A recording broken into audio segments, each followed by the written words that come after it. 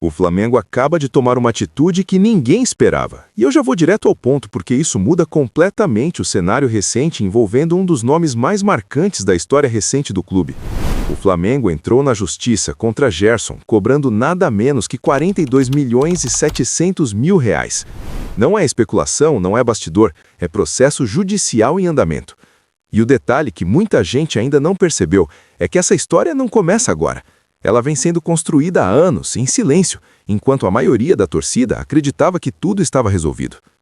Quando você entende a origem dessa cobrança, o impacto real disso para o Flamengo e também para o próprio Gerson, você percebe que esse caso pode virar um divisor de águas na relação do clube com contratos de imagem no futebol brasileiro. O processo não envolve apenas o jogador. A ação também é direcionada à FGM Sports, empresa que é administrada por Marcão, pai do Gerson. E aqui já entra um ponto extremamente sensível, porque o centro da discussão não é salário, não é multa rescisória tradicional, é um contrato de direito de imagem. No acordo firmado entre Flamengo e Gerson, existia uma cláusula muito clara. Caso uma das partes rompesse o vínculo antes do prazo final, o valor restante do contrato deveria ser quitado integralmente. Quando Gerson deixou o Flamengo rumo ao Zenit da Rússia, essa pendência ficou aberta. À época, a dívida girava em torno de 40 milhões de reais, valor que agora foi atualizado judicialmente. O que mudou então para o Flamengo decidir ir à justiça agora? A resposta está na recente transferência do Gerson para o Cruzeiro. Esse movimento reacendeu internamente no clube a necessidade de buscar a recuperação desse montante. O Flamengo entendeu que o momento era estratégico, tanto do ponto de vista jurídico quanto financeiro, para avançar com a ação. Do lado do jogador, o staff trata tudo com muita tranquilidade. Eles enxergam essa iniciativa como algo momentâneo, ligado diretamente à mudança de clube, e acreditam que o caso ainda terá muito debate antes de qualquer desfecho definitivo. Mas aqui vai um ponto que quase ninguém está discutindo. Essa ação não é apenas sobre dinheiro, ela é um recado. O Flamengo está deixando claro que não abre mão de contratos, que não trata direitos de imagem como algo secundário e que vai até as últimas consequências para proteger seus interesses. Isso cria um precedente fortíssimo no futebol brasileiro, principalmente para jogadores que ainda acreditam que acordos paralelos são mais flexíveis do que realmente são. Agora, segura essa informação porque daqui a pouco eu vou conectar esse processo do Gerson com uma outra notícia que explica perfeitamente por que o Flamengo está agindo dessa forma em 2026. Mas antes, se você está curtindo esse conteúdo direto, sem enrolação, já deixa o like agora e se inscreve no canal Urubu em Pauta, porque isso ajuda demais o canal a continuar trazendo informações exclusivas, análises profundas e conteúdos diferentes de tudo que você vê por aí. E fica até o final, porque a última parte desse vídeo muda completamente a leitura sobre o momento financeiro do Flamengo. Enquanto esse processo corre na justiça, o Flamengo segue fazendo algo que poucos clubes no Brasil conseguem: gerar caixa de forma rápida, planejada e estratégica. Em apenas 15 dias da janela de transferências de 2026, o clube já arrecadou mais de 111 milhões de reais em vendas de jogadores. Repito, 111 milhões de reais em 2 semanas. E isso não aconteceu por acaso.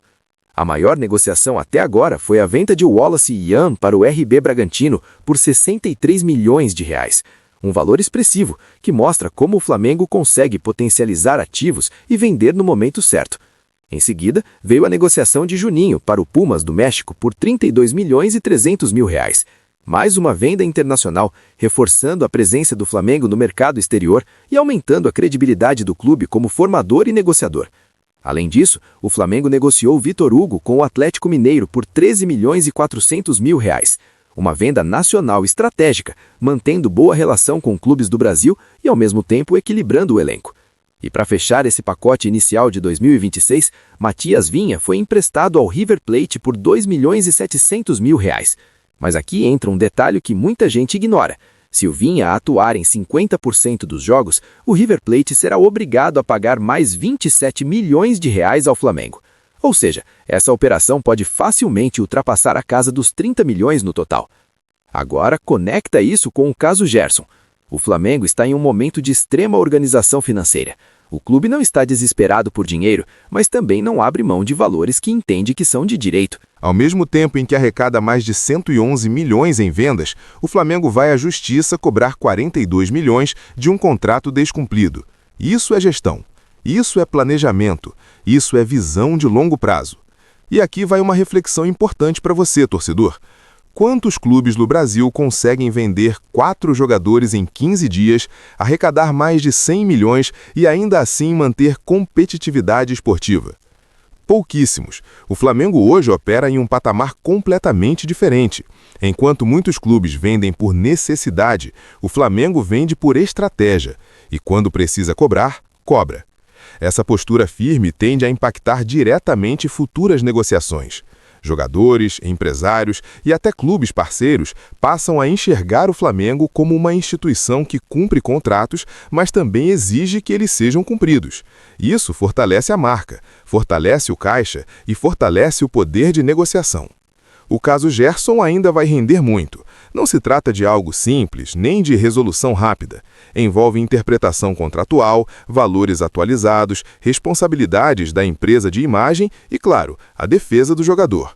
Mas o simples fato do Flamengo ter acionado judicialmente já muda o jogo, já coloca pressão, já mostra que o clube não vai deixar esse assunto morrer nos bastidores. E enquanto isso, o Flamengo segue fazendo o que sabe fazer de melhor fora de campo: planejar, vender bem e pensar no futuro.